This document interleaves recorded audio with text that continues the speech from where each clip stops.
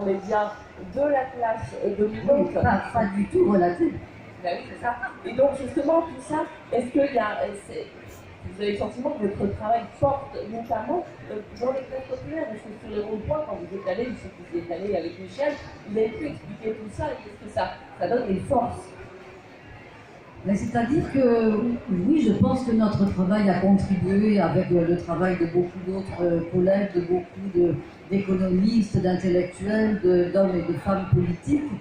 Et notre travail particulièrement, puisque Michel et moi, on a pénétré, si je puis dire, les familles les plus riches de France de manière fine, ethnologique, anthropologique, en vivant, en partageant du temps avec eux.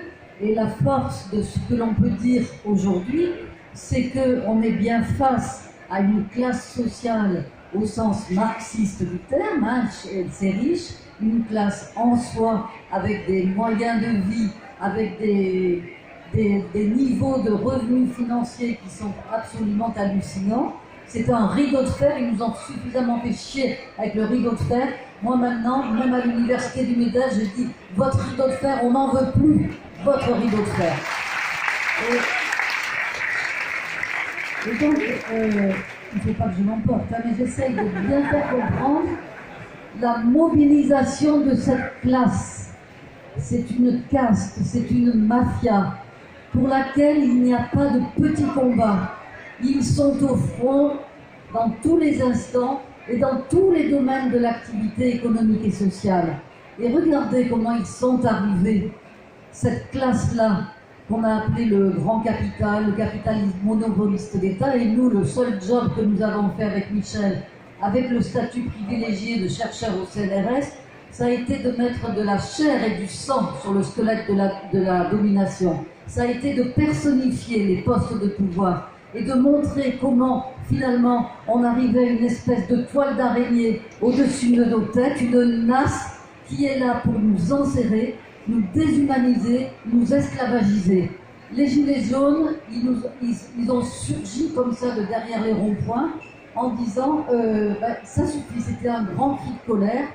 Et ils ont tremblé dans les beaux quartiers, précisément parce que quand c'est le Parti communiste, la CGT, nous, les intellectuels, avec nos associations, nos fondations, nos réunions, nos droits d'auteur, nos dédicaces et tout ça, ce que j'appelle le marché de la contestation sociale et politique, on s'y retrouve, c'est-à-dire qu'il y a des enjeux institutionnels. Vous, Patrick, vous avez des responsabilités énormes. Nous, on voit tous les sociologues, on est pris dans un système qui, petit à petit, s'est complètement adapté à l'agenda néolibéral.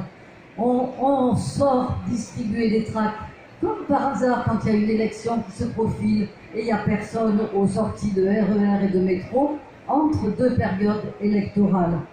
Donc voilà, il y a eu un espèce d'endormissement, je pense, que les Gilets jaunes ont réveillé. Et Patrick, tu l'as très bien dit, tu l'as avec beaucoup d'honnêteté, je trouve, d'humilité. Et on doit savoir se remettre en question et se dire que là, aujourd'hui, on a un rendez-vous historique avec l'humanité, l'avenir de la planète, qui fait qu'on n'a plus le droit de rigoler. Et les Gilets jaunes sont bienvenus parce qu'ils sont venus secouer le cocotier de la contestation. Et le débat qu'on a eu là tous les trois, j'ai trouvé que c'était super pour l'être. Et chacun a eu son langage. Et on a bien, je crois, tous les trois, montré l'urgence de la solidarité, l'urgence des convergences de lutte. On s'en fout, on fait comme les riches.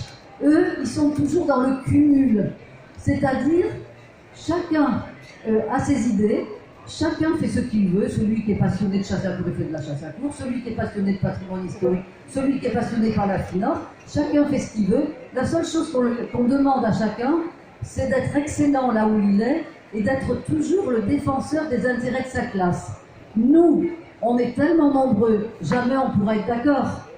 Chacun, on doit faire son travail. Nous, sociologues, on doit faire notre travail. Les hommes politiques, les journalistes, vous tous, vous faites chacun votre travail. Comme par exemple, je voudrais saluer ici, je ne sais pas si elle est dans la salle, Annie Mandois, la conseillère municipale de Levallois-Perret. Est-ce qu'elle est là, Annie? Elle est partie. Je voulais la saluer parce qu'elle a supporté le couple Balkany avec un courage. Annie Mandois, conseillère municipale communiste, et je peux vous assurer qu'elle les a fait trembler. Je suis sûre qu'Isabelle Balkany en a fait des cauchemars. Merci.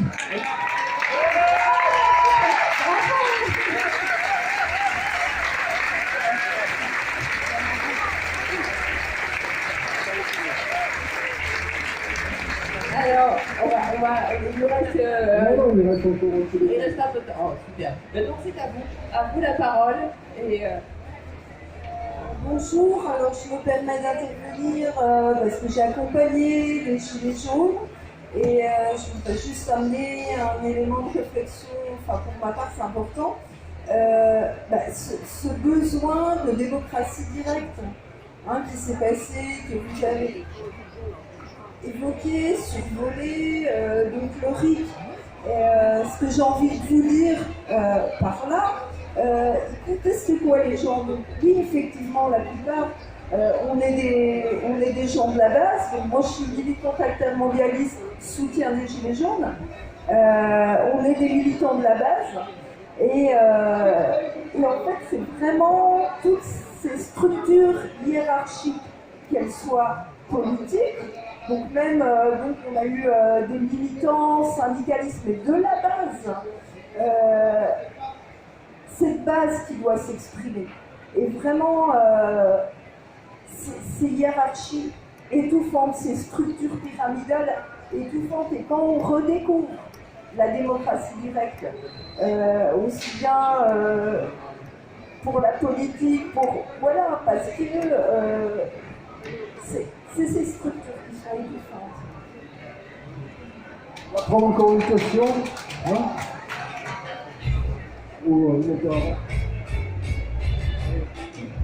D'abord, merci pour la qualité de ce débat, encore une fois. On parle des Gilets jaunes, mais quelqu'un a dit tout à l'heure parmi vous, attention, nous suivons un peu trop souvent l'agenda, le rythme qu'imposent les, entre guillemets, en médias. Pourquoi est-ce qu'on ne dirait pas chaque fois, il y a eu les Gilets jaunes, mais 4 mois de grève, 4 mois de grève de la part de la SNCF, jamais suivi, même par nous, jamais suivi. Qu'est-ce que c'est que cette façon de se faire avoir, quoi? Si on veut des choses concrètes, là par exemple il y a la RATP qui est en lutte, je suis certain dans chaque conscience de chaque travailleur qui a la RATP qui dit on agit aujourd'hui, mais certainement il va falloir remettre ça sur le tapis parce qu'on ne gagne jamais une bagarre sur 15 jours, eh bien c'est important ce que subissent ses camarades quand ils disent il va peut-être falloir qu'on bagarre plus longtemps parce qu'ils ont l'expérience de 4 mois de grève. Ça fait longtemps qu'on n'avait pas vu les camarades se battre pendant 4 mois, je ne dis pas qu'il n'y en a pas d'autres, mais 4 mois de suite. Ben, moi il me semble que du coup, il faut qu'on pose beaucoup plus fortement la question de la bagarre des idées au niveau des médias. Je termine par un mot. On a réalisé au Parti communiste il y a un an un forum sur la question, je dirais, des GAFAM, etc. Et il y a un chercheur qui est de Toulouse, il a un nom d'origine grecque, dont je ne me rappelle jamais son nom et son prénom, mais c'est très grave. Il disait attention, 53%, quand il y a le buzz, quand ça fait écho partout, c'est que ça passe par les grands médias. Donc certes, nous militants, nous les intellectuels, ou petits intellectuels comme moi je me qualifie, attention, ça passe encore dans les grands médias pour que ça fasse le buzz. Donc il faut qu'on repose fortement le débat de tous les jours par rapport aux médias. On a le droit aux grands médias, on paye tous les jours notre redevance, etc. on va encore une question et on fera une réponse commune.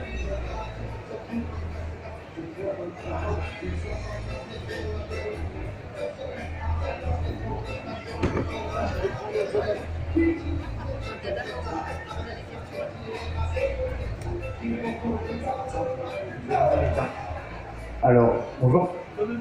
Ah. Les Gilets jaunes ont pas mal remis au jour les principes d'action directe avec des manifestations sauvages, ce qui s'est passé dans le rond-point, aussi parfois de la casse, de la violence contre les policiers. Est-ce que du coup ces actions directes ne dépassent pas l'action des partis politiques et des syndicats, qui aujourd'hui sont complètement verrouillés? On voit les syndicats sont plus du tout écoutés par le gouvernement, ni par les entreprises.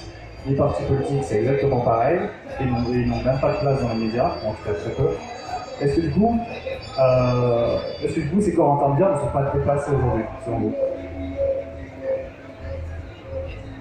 On va peut-être faire une première salve de réponse, mais c'est vrai que moi je serais assez curieuse de poser peut-être une question à la dame qui s'est exprimée en premier, si vous avez suivi le mouvement des Gilets jaunes de manière tout à fait régulière. Comment a émergé justement ce besoin de démocratie au fil du mouvement? Parce que la première revendication, c'était une revendication de pouvoir d'achat, contre une injustice fiscale. Comment ça a émergé? Et peut-être aussi, comment est perçu aujourd'hui le fait que ce soit récupéré avec des consultations sont dévoyées à tout va par le gouvernement, qui consulte sur les retraites, qui consulte rien du tout, mais qui fait semblant. Donc là, je parle que et uniquement de ce que j'ai vécu moi. Donc je suis de Besançon et je salue le travail des camarades des syndicalistes de base, de la base, qui ont investi ce mouvement et qui justement toutes les revendications sociales qui ont émergé. Parce que des personnes, à titre personnel, individuel, à Besançon, il y a un camarade qui est très malmené, qui a eu un procès politique, procassionnaire, je ne sais pas si vous suivez un peu. Ils ont fait, à titre individuel, un travail qui est considérable.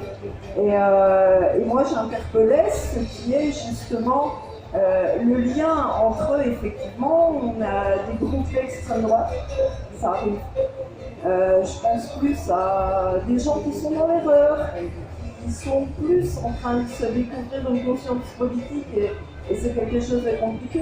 Comme vous savez, l'extrême droite, c'est des réponses très très simplistes.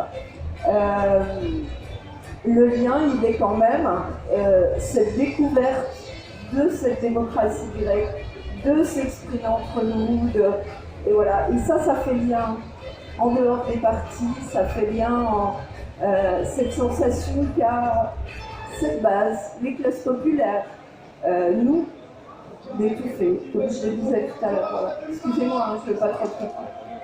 D'accord. Je ne sais pas si quelqu'un veut répondre aux différentes interventions, certaines étaient des questions. Je crois que sur les corps intermédiaires, on a un petit peu répondu déjà tout à l'heure, mais si quelqu'un veut ajouter quelque chose, vous dit ou... Ce mouvement fut une sorte de miracle social. Pour reprendre le terme qu'employait Monique, c'est un surgissement. Un surgissement. Maintenant, on est face à un rideau de fer armé et qui nous tire dessus, et qui tire à balles réelles.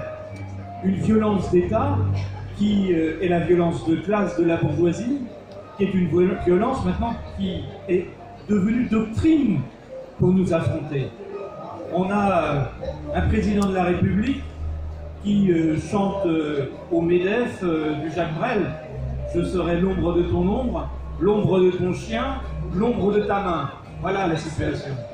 Mais nous, notre classe, malgré ce surgissement, je dirais presque qu'on est en hiver. On a tout à reconstruire, et y compris à refabriquer largement, et c'est là où je ne suis pas nécessairement d'accord avec toi. Les militants politiques, les militants syndicaux, dans le travail quotidien qu'ils font, sont absolument essentiels. Essentiels. Parce qu'on a refabriqué notre place. On est en hiver, et en hiver, les plantes, elles ne sont pas mortes, elles font des racines. On a aujourd'hui à refaire des racines, c'est ce qu'on voudrait faire avec les ateliers indociles, refaire des racines de classe, des racines de cause commune qui montre que l'indocilité doit devenir notre force commune, j'allais dire révolutionnaire. Peut-être aussi pour répondre au monsieur qui parlait, effectivement, c'est vrai qu'on peut se sentir un petit peu mal quand on est salarié de la RATP, salarié de la SNCF, avec cette grève reconductible, quand même, qui a effectivement duré 4 mois. C'était la première fois depuis très longtemps qu'on avait une grève sur le long cours. La grève d'aujourd'hui à la RATP, c'est une journée. C'est une grève très suivie, énorme, mais il faut saluer ce qu'il a fait. Mais une grève au long cours, c'était d'autres enjeux pour les salariés, une forme de lutte très très courageuse et qui a eu, malgré tout, peut-être sauf dans l'humanité, mais peu d'écho. Et c'est vrai que les gens qui voient que les gilets jaunes arrivent à se faire entendre et pas eux, il peut y avoir quand même un malaise. Qu'est-ce qu'on peut dire de ça? Patrick ou Willy, je ne sais pas. C'est-à-dire que on est dans une autre séquence.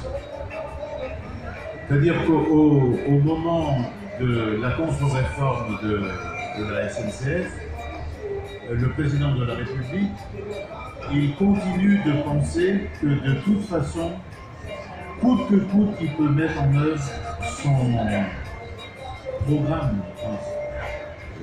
ce projet.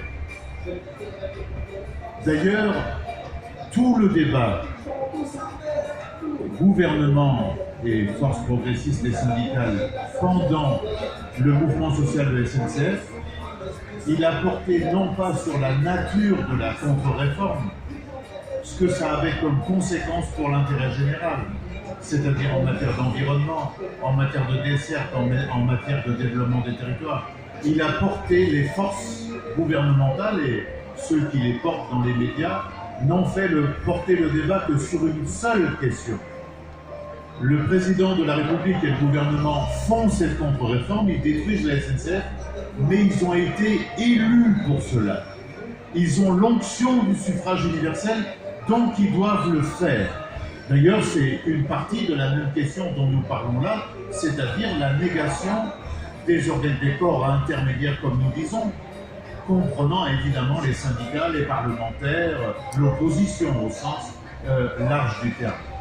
Donc on a été dans cette séquence très dure et évidemment ils n'ont pas voulu céder parce que c'était une question politique majeure. Céder là-dessus, c'est-à-dire ce qu'ils auraient interprété comme étant le fait qu'ils cèdent, conduisait automatiquement à appeler d'autres mouvements. Et là où ils ont été surpris, c'est que ça parte autrement. C'est-à-dire ils ont été surpris que des gens puissent se retrouver, se regrouper avec toutes les qualités qu'on a dit tout à l'heure sur des ronds-points. Mais même la question des ronds-points est un sujet de débat. Parce que pourquoi Castaner, Macron et Philippe décident de démanteler les ronds-points? C'était bien pour dérassembler les gens, désunir les gens, diviser les gens, en leur disant « mais vous ne pouvez pas parler comme ça entre vous et puis cogiter sur la révolution ». Et donc ils ont accepté petit à petit, ils ont contribué petit à petit que le mouvement se déplace dans des marches comme on l'a connu, mais des marches qu'ils ont voulu encadrer et surtout combattre physiquement. Parce que c'est vrai, la remarque de Monique est très importante. C'est que ce n'était plus le défilé Bastille-Nation, c'était le défilé dans les beaux quartiers. C'est-à-dire, c'est comme si on se rend au cœur du système. Moi, je disais toujours, j'habite aujourd'hui au Aubervilliers, mais j'ai habité longtemps à la Courneuve, et je me suis souvent dit, mais si tous ces jeunes qui n'ont rien, un matin déboulent et vont sur les Champs-Élysées prendre ce dont ils ont besoin, ça va changer quelque chose. C'est mieux que de brûler la voiture de l'ouvrier au pied de l'escalier. Et ça, c'est quelque chose. Et donc, il y a eu l'affrontement. Ils ont eu en quelque sorte pendant un temps, je crois qu'ils en sont revenus, car c'est grave ce qui se passe, ils ont eu pendant un temps l'idée, pas seulement de repousser, d'encadrer une manifestation. Ils ont l'idée de tirer à balles réelles sur des manifestants. Ce qui est extrêmement nouveau depuis, je crois, je ne sais pas, la guerre d'Algérie, peut-être, je ne sais pas, peut-être que c'est inexact ce que je dis. Mais en tout cas, c'est le dernier cas qu'il y a eu, et encore c'était différent. Même Malik Oussekine, c'est différent. Ce n'est pas le même contexte. Et il a été pris, étouffé dans un hall d'immeuble. C'est pas du tout la même chose. Et donc, ce qui se joue là, à partir du moment où il y a un mouvement comme cela, dont des électeurs de M. Macron, qui s'engagent dans un mouvement, qui peu à peu, il combine justice sociale, puis démocratie, mais il a intégré aussi la question de l'environnement, parce que quand on a dit aux gens, vous allez payer plus pour préserver la planète, les gens, ils ont bien compris qu'ils allaient payer plus pour payer les cadeaux qu'on faisait avec la suppression de l'impôt sur les grandes fortunes. Ça a été cette image terrible qui se sont pris dans la tête. Et donc c'est vrai que les mouvements sociaux de la SNCF, mais d'autres précédemment, contre la destruction du code du travail, c'est vrai qu'ils n'ont pas permis ce que nous souhaitions, c'est vrai.